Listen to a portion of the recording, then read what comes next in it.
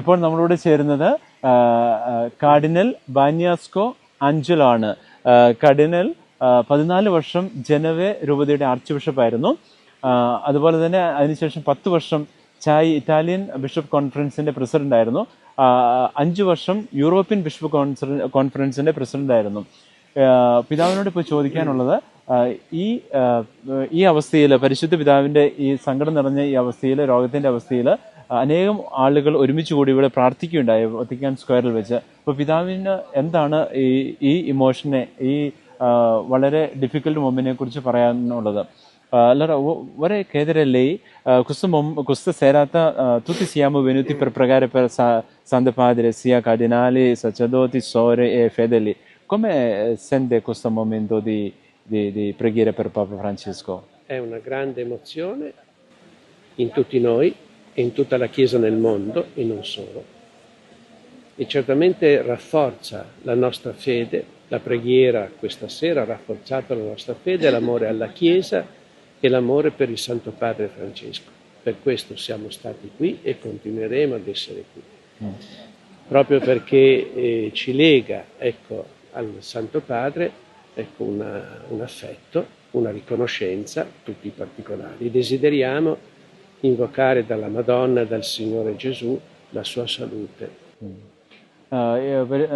Cardinal നമ്മളോട് പറയുന്നത്, പരിശുദ്ധ പിതാവിനോടുള്ള നമ്മുടെ സ്നേഹമാണ് ഇത് കാണിക്കുന്നത്. അത് വിശ്വാസത്തിൽ നമ്മളെല്ലാം ഒരുമിച്ച് കൂടി പ്രാർത്ഥിക്കുമ്പോൾ തീർച്ചയായിട്ടും അത് വലിയ പ്രതീക്ഷയ്ക്ക് നമുക്ക് ഇടവരുത്തുന്നതായിരിക്കും. അതുകൊണ്ട് പരിശുദ്ധ അമ്മയോട് ചേർന്ന് നിന്നുകൊണ്ട്, നമ്മുടെ പ്രതീക്ഷയുടെ അടയാളമായ പരിശുദ്ധ അമ്മയോട് ചേർന്ന് നിന്നുകൊണ്ട് നമുക്ക് തുടർന്നും പ്രാർത്ഥിക്കാമെന്നാണ് കാർഡിനൽ പറയുന്നത്. Poi, allora, come questa situazione di dolore di Papa Francesca nel senso di salute, tutti stiamo pregando, come pensi questo momento come possiamo andare avanti questa fase di situazione difficile? Ma la preghiera è il fondamento di tutto per superare qualunque difficoltà spirituale, morale, sociale. Qualunque difficoltà viene innanzitutto superata attraverso la preghiera.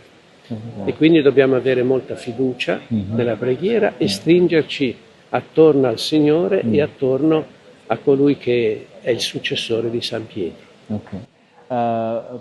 കാർഡിനലോട് ചോദിച്ചപ്പോൾ എങ്ങനെയാണ് പരിശുദ്ധ പിതാവിൻ്റെ ഈ ദുഃഖകരമായ അസുഖത്തിൻ്റെ അവസ്ഥ എങ്ങനെയാണ് കടന്നു പോകുന്നതെന്ന് ചോദിച്ചപ്പോൾ പറയുന്നത്, നമുക്ക് വേറെ ഒന്നും ചെയ്യാനുള്ള പ്രാർത്ഥനയാണ് മെയിനായിട്ട് ചെയ്യുന്നത്. പ്രാർത്ഥനയും നമ്മുടെ വിശ്വാസവും അതുപോലെ തന്നെ സാമൂഹികമായും ആത്മീയമായും എല്ലാം ഉള്ള പ്രശ്നങ്ങളെ നേരിടാനുള്ള ഏറ്റവും വലിയ ആയുധമാണ് പ്രാർത്ഥന. അതുകൊണ്ട് ആ പ്രാർത്ഥന മാത്രമാണ് നമുക്ക് നമ്മുടെ മുമ്പിലുള്ള ഏക ഉപാധി. ആദ്യത്തെ മാർപ്പാപ്പയായ പരിശുദ്ധ പത്രോസ്ലീഹായുടെ പിൻഗാമിയായ മാർപ്പാപ്പയ്ക്ക് നമുക്ക് ചെയ്യുവാനുള്ള ഏറ്റവും വലിയൊരു കടമ, അല്ലെങ്കിൽ വലിയൊരു ഗിഫ്റ്റ് ആയിരിക്കുമെന്ന് പറയാം നമ്മുടെ ഈ ദിവസങ്ങളിലുള്ള ആത്മാർത്ഥമായ പ്രാർത്ഥന. വത്തിക്കാൻ സ്ക്വയറിൽ നിന്നും ഫാദർ ജോബി കാച്ചപ്പള്ളിയോടൊപ്പം father Joji Paul Kalarikkal, Goodness ചാനലിന് വേണ്ടി.